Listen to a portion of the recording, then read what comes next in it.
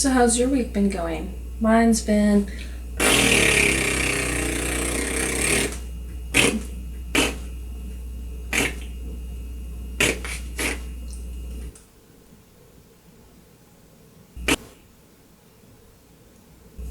Hello, fellow humans. Well, it happened pretty much right on schedule. 3 weeks in and I've completely lost momentum. But there is maybe a light at the end of the tunnel. So let's rip the bandage off and get right into it. Recording my mood, that's been going fine. And failing at everything else hasn't actually been mood related. This was kind of a surprise at first, but the more I think about it, the more it makes sense. My depressive episodes don't come out of nowhere. They may be predictable and out of proportion, but there's some kind of trigger. I guess keeping a routine is always going to be hard regardless. So yeah, I've been kind of down on myself this week, but I'm trying to turn it around. I'm trying to put myself in the mindset of, well, maybe I'm being too hard on myself. And if I only define success, then anything that doesn't meet up to that is going to be a failure. And so maybe I need to actually define what a failure is. There's this 2-day rule floating around on the vlogosphere. I don't know if you've heard about it, but here's the basic idea. Doing anything every single day is going to be almost impossible, because what if you get sick? What if a family member gets sick? What if you go on vacation? There's going to be a million and one things that are going to stop you from doing what you want to do. So instead of beating yourself up over missing a day, you give yourself a deadline. The most common one that I've heard is 2 days, but you can do 1 or 3 or whatever works for you. And the idea is you never go more than 2 days missing a habit. So, you can fall off the wagon for like a couple of days, maybe take the weekend off, but you have to get back into it. Now, if we go by that rule, the stretching is actually going fine. I've missed 3 days this week, but not all in a row. So, it's not terrible then, I guess. It's this damn eye cream. I don't remember to put on my morning eye cream until about 3 p.m. But here's the thing, it's not exactly my fault. Time for excuses. So let me tell you about my bathroom. It's got this big bathtub that's just great.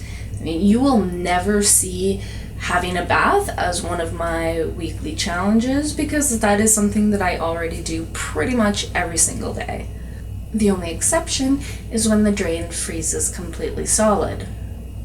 Remember that cold snap that I mentioned last week? Yeah, not only did it freeze the drain, it froze the faucet pipes as well. It turns out the pipes run along the exterior corner of the wall or something like that. We got an infrared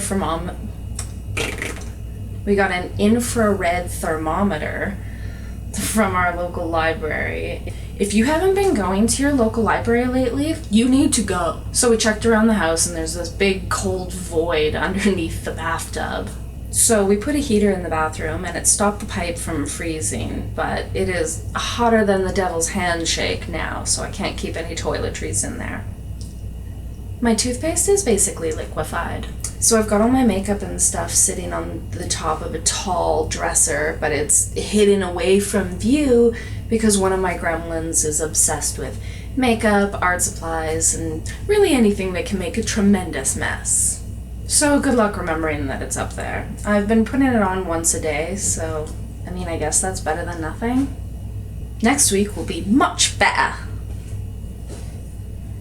I don't know how many people get that reference. This week I was going to do one of my adulting challenges, but I've just been feeling really disheartened and I wanted to pick me up, so instead I'm going to do sewing. I've started a handful of projects in the past 5 years or so, but they're not really weather appropriate for this time of year, and I'm really desperate for wearable clothes, so I'm going to turn these shirts into one of these.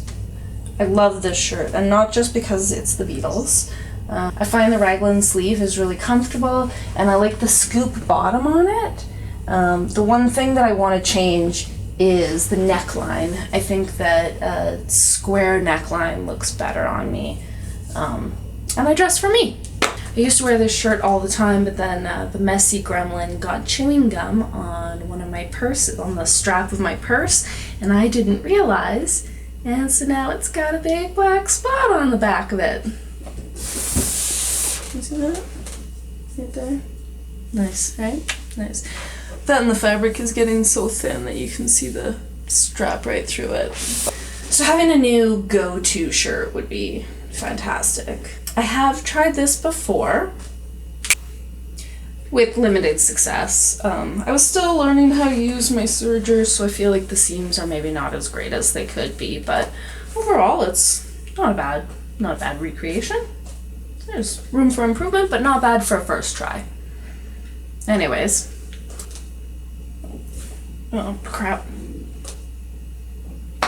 But old t-shirts are a great thing to practice on, so I'll keep doing it till I get it right. Next week, hopefully I'll be able to wear it, but either way, I will show you guys the progress. If that sounds like you jam, you can do the clicky thing, and apparently you also need to click the notification bell and to be told when the videos come out, so you can ring my bell, ring my bell.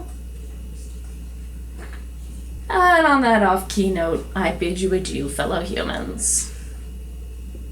You can ring my bell, ring my bell, bing, bing, ring-a-ding-a-ding.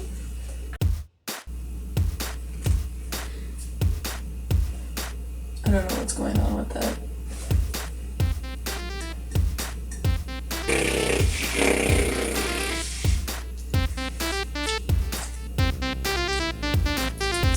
It's time for excuses.